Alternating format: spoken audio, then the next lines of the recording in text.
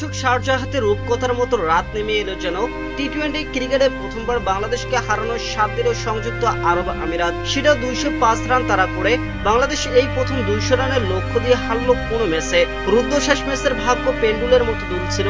শেষ দৃশ্য বাজিমাত স্বাগতিক দলের। সফরকারী বাংলাদেশের প্রতিপক্ষকে জয় উপহার দিতে কম চেষ্টা করেনি। গুরুত্বপূর্ণ মুহূর্তে ওভার থ্রো থেকে 4 রান, ম্যাচ জুড়ে বাজে বোলিং কিংবা ফিল্ডিং মিস বাদ যায়নি কিছুই। দর্শক শেষ 2 ওভারে আমিরাতের প্রয়োজন ছিল 29 রান।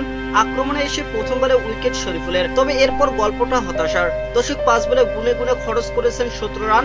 ম্যাচ ঘুরতে শুরু করে 19তম ওভারের পঞ্চম বলে ছক্কা মেরে দেন হায়দার আলী।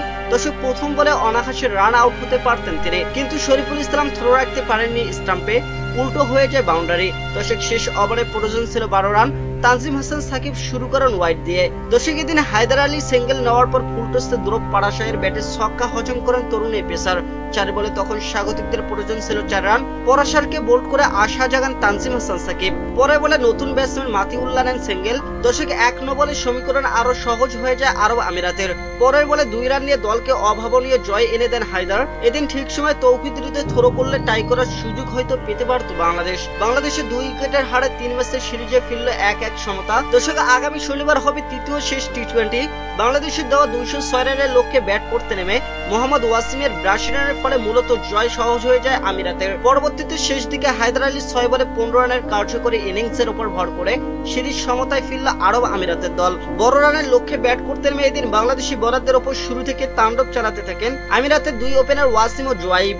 দর্শক নাহিদ রানা, তানজিম হাসান সাকিবরা যেন কিছুতেই কুল কিনারা খুঁজেই পাচ্ছিল না। তবে 38 রানেতে থাকা অবস্থায় জোয়াইবকে ফিরিয়ে শুরুর ব্রেক থ্রু এনে দেন স্পিনার তানভীর ইসলাম। তখনও ব্যাট হাতে রীতিমতো 4 ফুল সিরিজ ছুটাতে থাকেন ওয়াসিম। পরে শরীফুল ইসলামের বলে 82 রানে বিদায় নিলে টাইগারদের দিকে ঝুঁকে যায় ম্যাচ।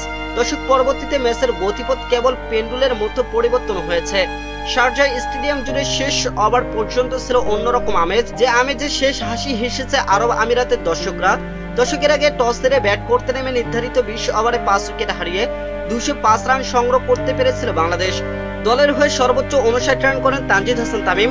দর্শক পাওয়ার প্লেতে এদিন কোনো উইকেট না হারিয়ে 66 রান করে বাংলাদেশ। দর্শক এদিন ম্যাচ শেষে আমিরাতের অধিনায়ক ওয়াসিম বলেন, আমি ভাষা হারিয়ে ফেলেছি, বাংলাদেশকে হারিয়ে দারুণ লাগছে।